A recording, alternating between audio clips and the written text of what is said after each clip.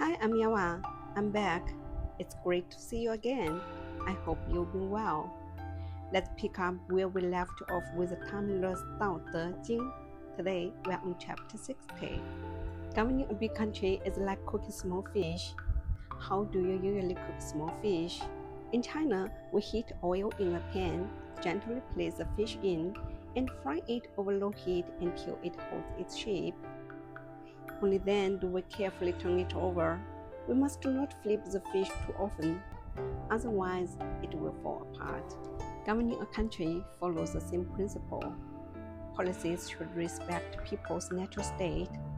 Laws should not be changed overnight, and leaders should not be impatient, or else the people's lives and social order will be disrupted. Governing a country by Tao would render ghosts harmless, not because they have no power, but because they no longer harm people. Do you believe in ghosts?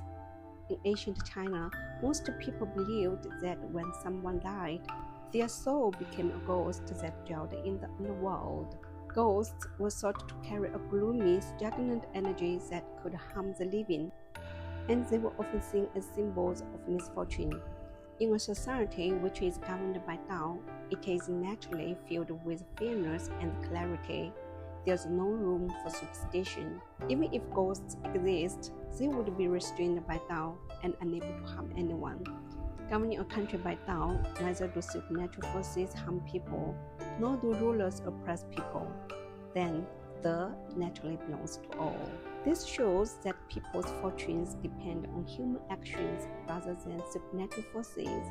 Only when the rulers remain pure and practice non-action can people return to their original De.